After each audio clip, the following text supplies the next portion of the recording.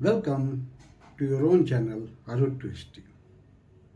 मैं डॉक्टर अखिलेश कुमार फिर से आपसे मुखातिब हूँ एक नए टॉपिक को लेकर, एक नए वीडियो को लेकर। जो हिस्ट्री ऑनर्स का मैं सीरीज चला रहा हूँ उसी से मुतल्लिक ये टॉपिक है, और ये टॉपिक है गौतम बुद्धा से जुड़ा हुआ बुद्धिज्म। अब यह जो बुद्धिज्म है और साथ ही जैनिज्म, तो आज तो मैं सिर्फ बुद्धिज्म के बारे में बात करूंगा। 6th सेंचुरी बीसी में बहुत सारे डेवलपमेंट हुए, कुछ पॉलिटिकल और कुछ फिलॉसफिकल। पॉलिटिकल डेवलपमेंट की बात मैं पहले एक वीडियो में कर चुका हूं कि किस तरह से 16 महाजनपदों की उत्पत्ति हुई और उसमें मगध कैसे सर्वशक्तिशाली हो गया। आज मैं थोड़ा फिलॉसफिकल या रिलीजियस या सेक्टेरियन जो ग्रुप है उसके बारे में बात करूंगा। खास करके माना यह गया कि 6th सेंचुरी बीसी में 62 सेक्टेरियन ग्रुप डेवलप हुए। उनमें से जो दो सबसे महत्वपूर्ण थे वो थे बुद्धिज्म और जैनिज्म।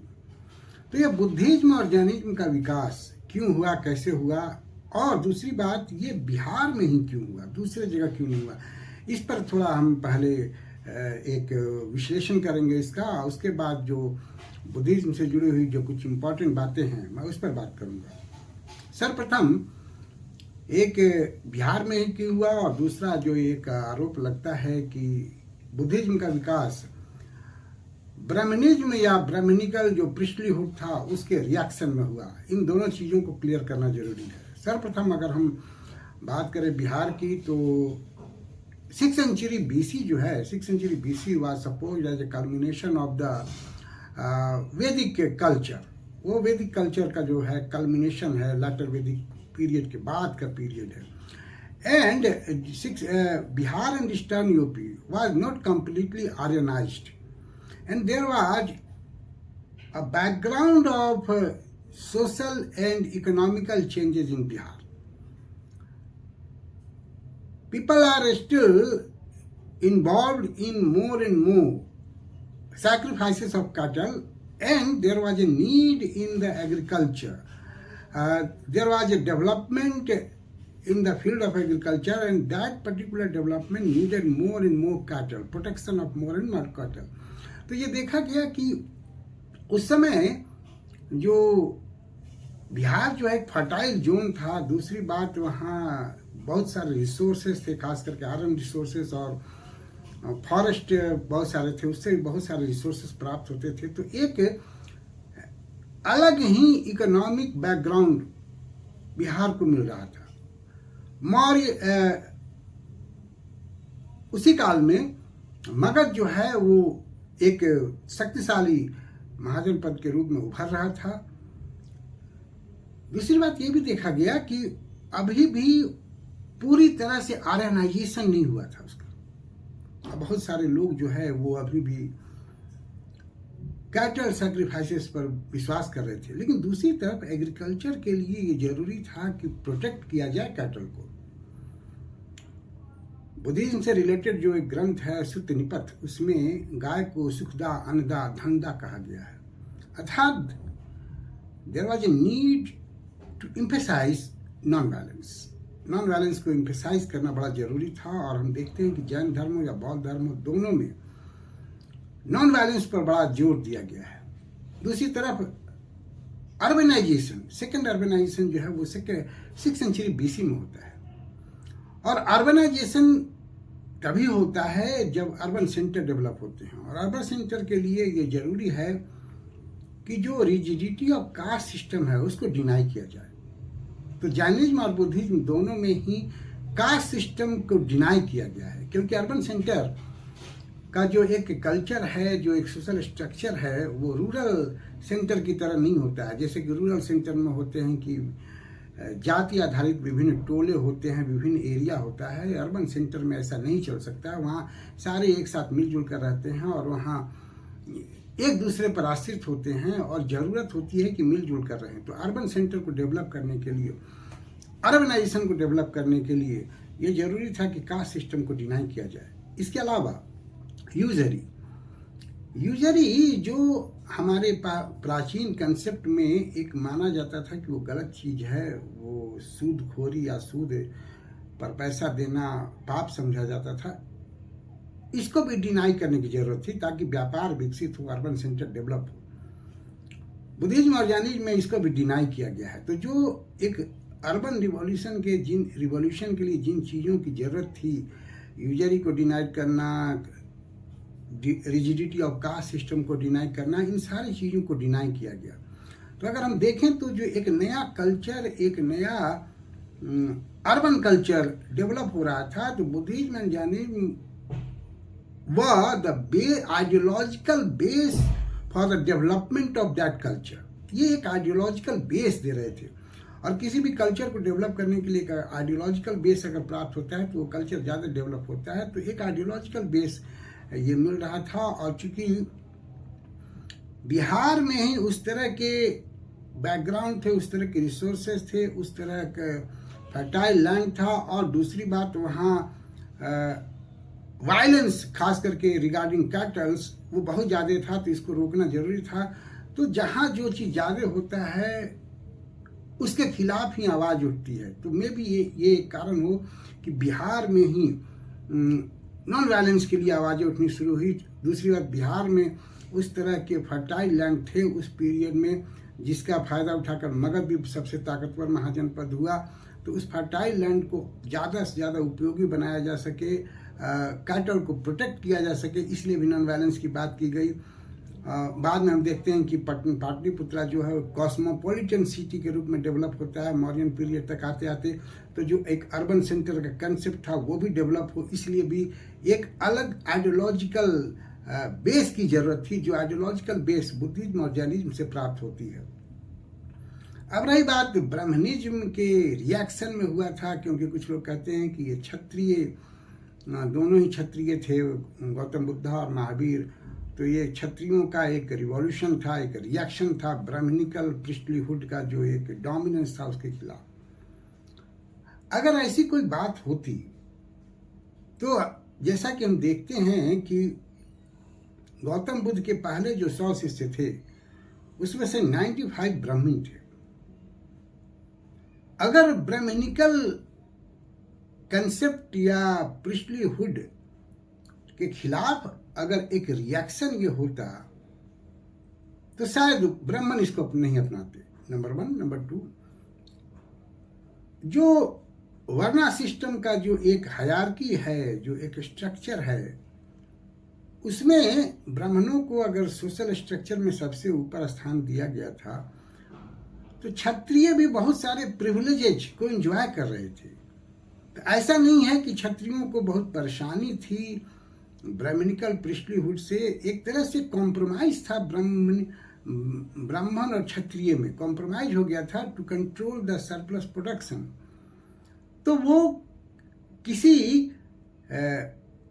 लैक में या नुकसान में नहीं जी रहे थे कि एक रिएक्शन की जरूरत थी, कि एक नए आइडियोलॉजिकल बेस को दिया जाए, एक नए सेक्टेरियन ग्रुप को डेवलप किया जाए। तो ये जो एक आइडिया है कि कुछ लोगों का जो आरोप है कि एक ब्राह्मणिकल प्रिस्टलीहुड के डोमिनेंस के रिएक्शन में बुद्धिज्म और जैनिज्म की शुरुआत हुई, ये सही नहीं प्रतीत होता है। बेसिकली उस समय का जो सोशल और इकोनॉमिकल स्ट्रक्चर था, so it was a development related to the new form of life, new structure of society and economy, not against the reaction of the dominance of priesthood। तो ये इनकी उत्पत्ति का मूल जो कारण है वो यही है। इस पर बहुत सारी बातें हैं, लेकिन मूल बातें इतनी ही समझने की है कि उस समय का जो एक मटेरियलिस्टिक डेवलपमेंट हो रहा था, उस मटेरियलिस्टिक मिलियू में इनकी उत्पत्ति होती है। अब रही बात कि लाइफ वगैरह के बारे में बहुत सारे लोगों ने बताया है, वीडियोज हैं, तो उस पर बहुत चर्चा करके टाइम वेस्ट नहीं करना। जो मूल बातें हैं बुद्धिज्म की, मैं उस पर बात करूंगा। बुद्धिज्म जो है, गौतम बुद्ध की अगर हम बात करें तो सारे जानते हैं कि 563 BC में उनका जन्म हुआ, और किस तरह से वो गृह त्याग दिए। पहले वो अलार कलाम, उनको एक गुरु मिले जिनसे वो सांख्य दर्शन उनको प्राप्त हुआ, लेकिन सांख्य दर्शन से उनको संतुष्टि नहीं हुई, उनको जो ज्ञान चाहिए था वो संतुष्टि सांख्य दर्शन से नहीं हुई। इस वजह से वो फिर आगे और ज्ञान प्राप्ति के लिए बोध गया, जो आज वर्तमान में बोध गया है, वहाँ गए और उन्हें ज्ञान प्राप्ति हुई। और जो पहला उन्होंने अपना उपदेश दिया, फर्स्ट सेरेमन, वो सारनाथ में दिया उन्हीं 5 लोगों को, जो 5 उनके मित्र थे, जो बोध गया में उनको अकेले छोड़कर चले गए थे। तो ये तो एक स्टोरी है। और दूसरी बात, जो मुख्य बातें हैं बुद्धिज्म की, तो बुद्धिज्म में denied caste system, denied the existence of God, denied the existence of soul, but accepted rebirth. Rebirth के कंसेप्ट को मानता है। अब रीबर्थ के कंसेप्ट को जो मानता है, वो उनका कहना है कि जो संस्कार होते हैं, उस संस्कार की वजह से रीबर्थ होता है। तो एक तरफ आत्मा के कंसेप्ट को वो नहीं मानते हैं, दूसरी तरफ रीबर्थ के कंसेप्ट को मानते हैं। अब यह बिना आत्मा के रीबर्थ कैसे होता है, इसका जवाब मिलिंद पन्नों में दिया गया है कि जिस तरह से नदी में एक लहर उत्पन्न होती है और जब वो समाप्त होती है तो वहीं से एक दूसरी लहर शुरू होती है, शायद इसी तरह से रीबर्थ होता है। इस तरह की चर्चा की गई है। और ये जो कर्म का सिद्धांत वो बोला गया है कि ये कर्मों का फल होता है, संस्कार होता है, उसकी वजह से रीबर्थ होता है। तो ये जो कर्म की बात की गई है, रीबर्थ की बात की गई है, it was directly borrowed from the Upanishad. तो उपनिषद, और अगर हम कहें तो नॉन वायलेंस का जो थियरी है वो भी उपनिषद से बोरो किया गया है, क्योंकि उपनिषद में भी जो ब्राह्मणिकल कंसेप्ट था, जो सैक्रिफाइसेस होते थे यज्ञ वगैरह में, उन सैक्रिफाइसेस के खिलाफ नॉलेज की बात की जाने लगी थी, आत्मा और परमात्मा की बात की जाने लगी थी। तो उपनिषद में भी नॉन वायलेंस की बातें की जाने लगी थी। और जो बुद्धिज्म और जैनिज्म में भी नॉन वायलेंस की बात की जा रही है, तो it was directly borrowed from Upanishad. Gautam Buddha की थियरी जो है वो सुखवादी थियरी थी। दुखवाद की बात चर्चा की जाती है, बहुत सारे दुखों की चर्चा वो करते हैं, but he wanted to remove all दुख, ऑल सॉरो। वो सारे दुखों को विभिन्न मार्गों से, जो उन्होंने अलग अलग मार्ग बताए हैं, अष्टांगिक मार्ग, 10 सील, उससे वो उसे दूर करना चाहते हैं। अल्टीमेटली जो उनका सिद्धांत है वो सुखवादी है, दुखवादी नहीं है। उनका जो ब्राह्मणिकल प्रिस्टलीहुड में एक इंटरमीडिएरी का कंसेप्ट था गॉड और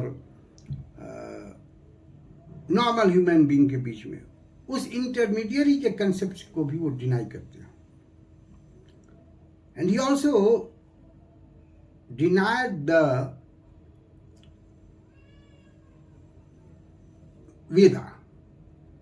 वेदा में जो बातें की गई है उसको भी वो डिनाई करते हैं। Although he denied the caste system, but when the Buddhist philosopher talks about the latter birth of Gautam Buddha, they also talks about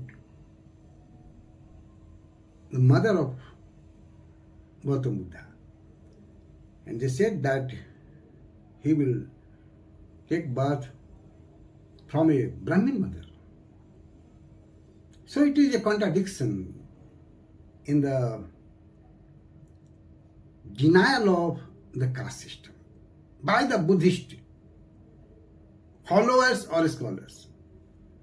But we can say that Buddha denied the rigidity of caste system. Metta, Karuna, Pragya and Samadhi were the basic concept of Buddhism.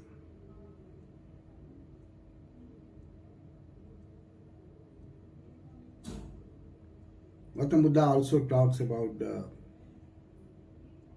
concept of non-violence, truth, asti, aparigraha, brahmacharya.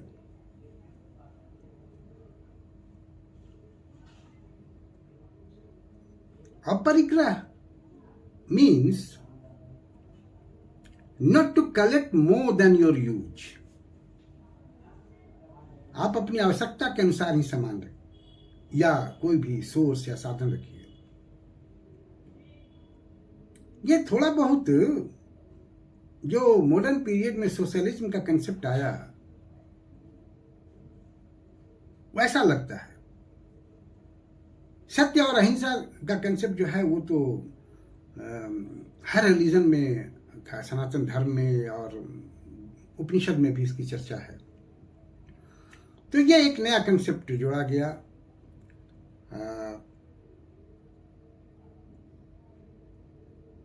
ब्रह्मचारी का concept, समाधि का concept, ये सब concept सनातन धर्म में भी है। तो कुछ नई बातें लेकर आई गई। गौतम बुद्धा ईस्टर्न यूपी और बिहार के बियॉन्ड प्रचार करने नहीं गए। हालांकि बाद में बौद्ध धर्म की विभिन्न शाखाएं बनी, कई बार बौद्ध धर्म में टूट आया और अलग अलग शाखाएं न केवल भारत में बल्कि विदेशों में भी वो प्रचारित और प्रसारित हुआ।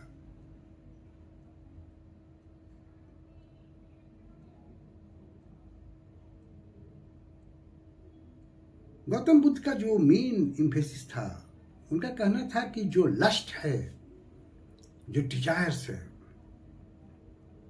वही हमारे दुखों का कारण है। अगर उसको छोड़ दिया जाए तो सारे दुख समाप्त हो जाएंगे। इसमें कोई शक नहीं है कि लस्ट और डिजायर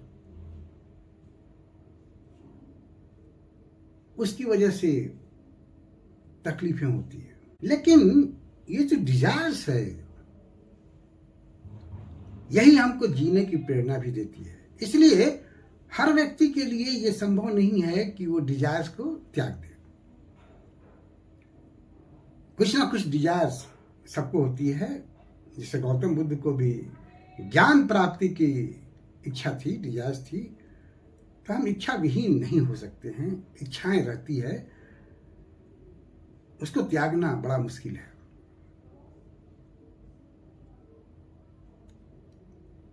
गौतम बुद्ध के देहांत के बाद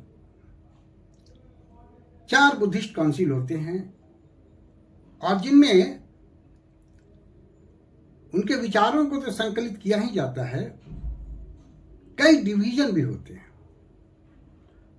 फर्स्ट बुद्धिस्ट काउंसिल जो हुई थी वो just after the death of the Gautam Buddha, जो राजगिरी में उसका आयोजन हुआ था, जिसके पैट्रोनाइजर थे अजातशत्रु और महाकश्यप उसके प्रेसिडेंट थे।